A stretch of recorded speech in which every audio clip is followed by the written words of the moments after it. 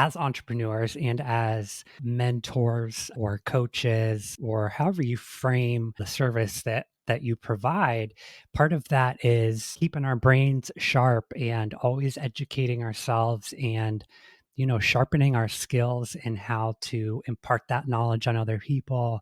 Welcome to Unplugged, the tech podcast for digital entrepreneurs. I am one of your hosts, Brooke, the founder of the Sober Biz Collective. Hey podcasters, I'm Nate Kelly, best-selling author and founder of Pod Studio. If you're looking for tips, tools, and tech on how to utilize podcasting for your business, you're in the right spot. Let's get unplugged. I, for a couple months, was in this phase of kind of like dread of being an entrepreneur and not having as many clients as I want or need. And need is subjective because need for what? To have extra money to go on vacation and buy things. And so it's like needing, is subjective. Am I making a living? Yes. So I was like working myself up and triggering my anxiety and like, going through all these scenarios in my head about not being where I wanted to, not being where I want to be as an entrepreneur, or my business not yet being where I wanted to be ultimately. But I came to the realization last week after some quiet time, and some meditation and some reflection that, I'm so lucky to be able to be doing this. And, that I took this risk to step into entrepreneurship and that I even have clients and people that I've worked with in the past are happy and referring other people. And, I'm progressing and growing still. I was looking at traditionally glass half empty when I've got some shit in my glass. You know what I mean? It may not be halfway full, but it's a little bit full, and it's, I'm still pouring into it. I had a shift this week in gratitude specifically related to business and entrepreneurship. So digital entrepreneurs out there are ups and downs for sure. And I think, keeping in mind that, coming from corporate America and never really finding my spot or like a home or my niche there, for me to be able to really do what I love every day and to help other people and to share my message on different platforms. Very grateful, and just got to keep pouring in the cup, right? Mm-hmm. I remember I went to like a film course to learn documentary filmmaking, and afterwards they're asking like, what do you want to do with this? And I wanted to go take marketing courses because they gave you a certain amount of money to actually go further your education and take another course. And everyone was going to get their like um flagging courses and stuff so they could work on movie sets. And I'm like, no, I want to go get a marketing course. Yeah. Because I want to help people create things for their business and like do marketing videos and that kind of stuff. Like I feel like that would be so much more fun. And it didn't exist back then. That wasn't a job. And they were like, you should try wedding videography or something else. Like they were trying to deter me from this, right? And I was like, yeah, but that's so much pressure. I ended up doing it. Right. I was like, wait, didn't you do that? I did, yeah. But this ended up being a job. Like how crazy is it that this is a actual career and it's in demand and it is like something I can do to make a living Right. if I can, just work on myself so I have the capacity to be an Yeah. entrepreneur and take on these clients and more work and that kind of stuff. I find has been the biggest struggle in the last few years. But, Yeah. but the Well, fact that this is even a possibility yeah. is absolutely a miracle. I would never have guessed that all of this would be so available to us today to create these careers online.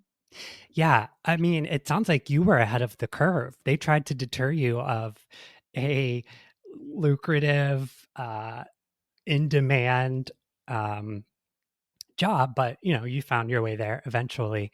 Another thing I go back and forth on is, the scope of my business now. And, obviously it's not always going to be in demand as far as podcast production, but continuing my own education and being versatile and being able to transition and move with the trends and, continue to add services that I offer and, authority within different niches and industries. And I love doing that. I know you love doing that. You're like the course queen. So I think as long as we remain open and sort of flexible with, keeping our businesses relevant, um, we will always have a place, I think. Absolutely. I want to touch on that a little because I think that's something I felt a lot of shame over, is that always seeking different things, trying new things, learning new things, and not being able to like pick a direction and really stick to it and get super good at one thing. That felt like a defect to me for a long time. Like I didn't understand that I didn't know I had ADHD first of all. Yeah, a couple things at play here. Yeah. And I didn't understand how other people could just like get a job and be there and be happy and not want to like change. Like I was all like when I was a receptionist, I was learning how to become a salesperson and I wanted to get into sales and I wanted a promotion and I couldn't sit still in one thing. And then once I learned it, I was like kind of done with it and I Yeah, wanted to move like, on to the next thing, right? boring. And because of that, like I've been a filmmaker, I've worked in weddings, I've owned a thrift store, I've like done all this random stuff, had different podcasts, I've been making websites since grade 7. Like it's just for all these different things, right? And I didn't understand how it was all going to come together or what the purpose of it all was. And, through the pandemic, I did like meditation certificates, sober coaching certificates, like life coaching certificates. I didn't use any of it for anything, and I'm like, what is all this for? Why do I have all of this? And now when my clients come to me, it's all those things I've learned make me the best person to help them create their brands and their businesses. And by helping others, I've been able to help even more people than if it was just me doing it, right? Yeah. So it just became like this light bulb moment of like, oh, this is why I was put on this earth is to learn all this stuff so I can help other people, navigate their own businesses and brands. Yeah, I think there's a piece to that as well. The as entrepreneurs and as mentors, I guess, in a way, or coaches, or however you frame, the service that you provide. Part of that is kind of keeping our brains sharp and always educating ourselves and sharpening our skills and how to impart that knowledge on other people. And this course could teach you, it could be a podcasting course, but you come away with it learning how to inspire other people, or take a marketing class but you come away with a click funnel expertise. There are these different ways to obtain knowledge, and I think especially in this sort of digital education kind of mode that we are in with the Mhm. master classes and the coaching programs and all of this content and consumption that is available. I think it's ours to take away what we get from it, and just Mhm. kind of remain sharp, keep our brains sharp. And, that translates into how we, then can help our clients. And it is, especially as a digital entrepreneur, it's never ending. Like there is always something to learn. You're never done. The platform I use for web design just came out with a completely new development system. And I'm like obsessed with learning everything I can about it right now and eventually transitioning all my clients over there because they've got these really cool scroll features and like different things that are going to make design a lot more interactive for your clients that are coming Wait, onto are your we site, talking right? about Wix? We're talking about Wix Studio. Yeah. Yeah. So it's Okay.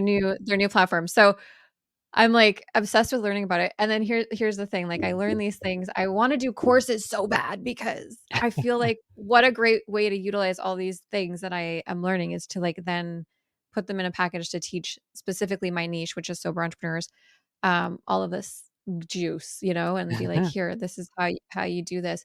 The problem is by the time I'm done recording something, there's a new tool. There's like a new there's a new system and new platforms even through Wix, right? So yeah, so that's been a struggle for me, but 100% I want to get into templates because the one thing about being an entrepreneur is I cannot scale my time or my ability. I'd have to hire other people in order to bring on more clients. So I have a real big cap on what I'm able to accomplish from 10 a.m. to 2 p.m. Monday to Friday when my kids are in school. You know what I mean? Yeah. So for me, because I have all of this time and energy and then I have none, I think throwing together like really specific templates for my clients is going to be such a better use of my time, so that I can work really, really hard when I have this capacity. And then I can take time off and just focus on creating content and funneling people in there. That is my dream for 2024, is to really implement that system. And yeah, I mean, Yeah, I that's could become a boss and just get employees, but I it feels know. like a I much know. bigger.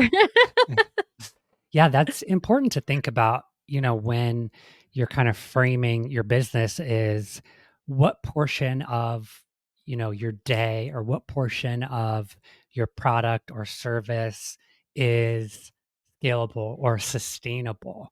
Mm, On the production side of Pod Studio, there's very finite amount of time that we can spend on editing or um, you know, packaging a podcast episode. But, there's kind of endless possibility to your point of packaging website templates and creating a funnel and a marketing sort of strategy that could also mhm, ultimately turn that kind of into like passive income. That side of the business is kind of infinite, but there, on the other hand, there are finite things that um, specifically like service-based things, I think that, um, require time and there are only 24 hours in a day. So think about that when you're kind of planning your business and deciding how to scale too, because that will, pull you back in some areas. 100%. And your podcast is going to be your biggest marketing tool for your scalable content, or your scalable products, because podcasts are like evergreen content, right? And get out to large masses of people, hopefully. Yeah, Having like something they can go click, purchase, and get value from you right away is such a valuable thing to be able to offer your audience. So if you do have like evergreen passive income, like downloadable guides, courses, templates, things that someone listening to that episode are going to want and need, that you can provide them, like what a great tool. Podcasts have the best rate of I know what you're talking about, like the like conversion, right? Of conversion. yeah, Yes. yeah. Yeah. So it's like emails and podcasts are the top two that will actually convert into sales. Social media is the worst. Pinterest is actually pretty good, Social media is especially. awful, with the exception of Yeah. YouTube, I guess, which Okay. is it social media or is it like a search engine? It's hard to It's more of a search engine and it's run yeah, by Google. So it's a pretty yeah, good. Yeah. which Also, is evergreen as opposed to social media, like Reels. No one's going on Reels to search for like podcast tips, but they are most likely going to go to YouTube and search yeah. podcast tips. So if you take your podcast a step further and turn it into a video podcast, then it's evergreen on YouTube as well, which would factor into that conversion too. Yeah. Exactly. I think SEO wise, like YouTube is king for content. But TikTok is coming up to that as well. Like I noticed if you go on Google now and you search for things, you will get TikTok videos recommended to I you as well now. noticed that last week. Yeah. I was like, whoa, yeah, wow. Do what's happening with the states and TikTok? How is that all playing out? Any Yeah, answers? so no real updates since we talked last about it. I think it's been like submitted to be seen by the Senate. It was passed by the House of Representatives and now goes on to the Senate. They have, it seems like they barely work. They're like teachers, they have a spring break, they have a summer break, they have a Christmas break. I don't think they may be on spring break right now. It's scheduled to be seen by the Senate, I think later in the spring. So no real update, but it's still hot button item, and the interviews that I've seen with senators, I follow a couple of like the news TikTokers like V Under the Desk. Do you know? She does the podcast and the news updates. Anyway, some reputable like newscaster TikTokers went to Washington and did like quick TikToks to try to catch like the senators like in their offices or between meetings and asking them about the ban.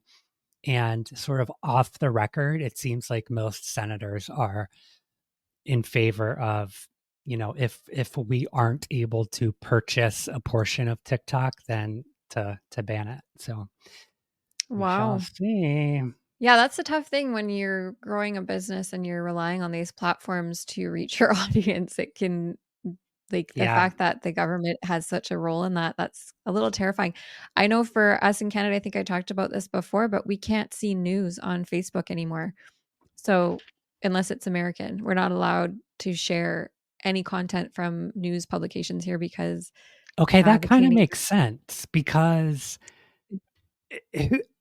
even even like CNN or like Fox News is definitely skewed toward their own demographic. Like Fox News is very Republican heavy, and they kind of like change the wording of titles or the way that they present the news to favor their candidate or whatever on the political Mhm. side of things. And now with AI, you can create any news story you want. So I feel like that kind of makes sense.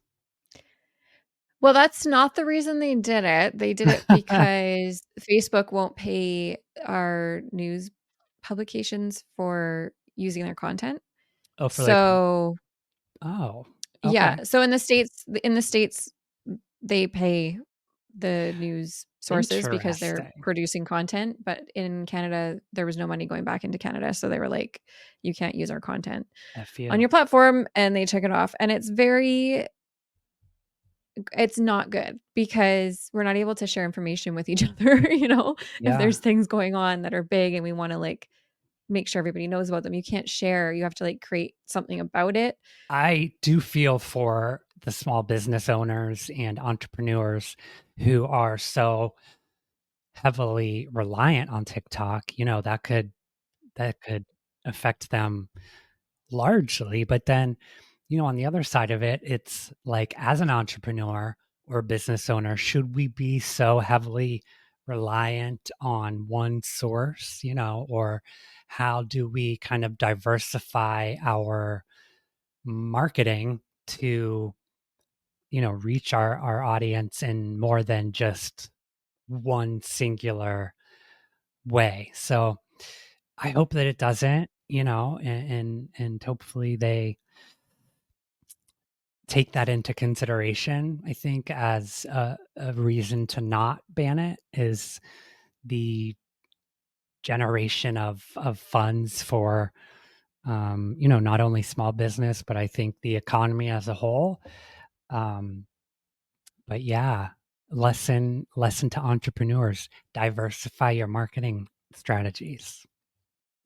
I mean, the best route to go is to get people off of your platforms and onto your website, your email list, that kind of stuff. Like, have a membership, have a group, have a newsletter, email subscriber list, or somewhere that you can get their information Right. off of these platforms. Because not only are you at risk of like government legislation, but also technology is not the most reliable thing in the world, and often Meta is crashing, and you Yeah. don't know when we're going to go a day without Facebook or whatever, and if that's what you're relying to connect with your consumers, your customers, then you could have big issues. But if you have them on an email list, you own that list and you're able to communicate with them and send out your deals, send out your upcoming courses, whatever it is, right? I know some people that were doing a huge launch right as Facebook like crashed for, it was like a day or something, Oh, and it ruined everything. Like that was their whole plan was like up in smoke, right? email list. It's my number one. I mean, it's just this.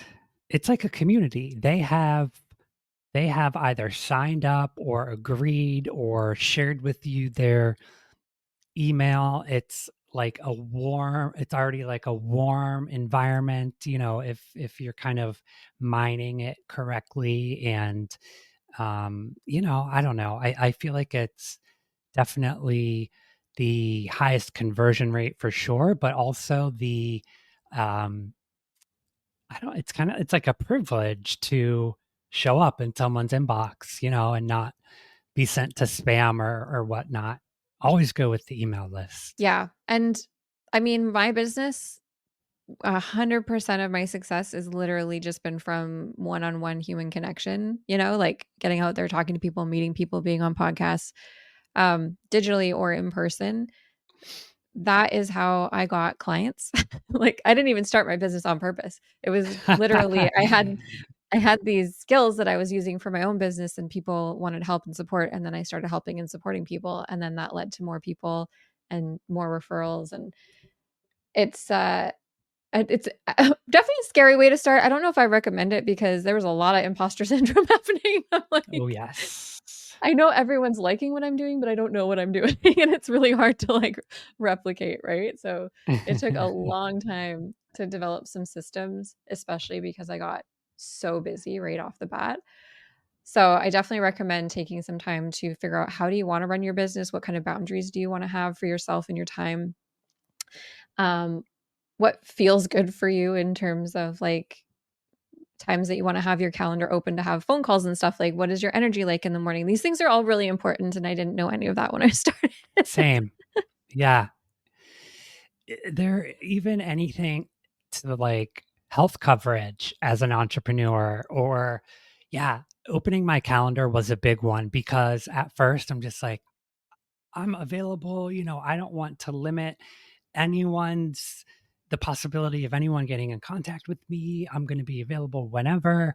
And then you realize that people are scheduling things at 8 p.m. or 6 in the morning, and it's not conducive, to your point, to like when I'm sharpest and ready to like dive into a podcast production plan or whatever it may be. So I think keeping in mind your own sanity and your own work life balance comes into play a lot more as an entrepreneur when the lines are kind of blurred of like when is working time and when isn't. Yeah, so I would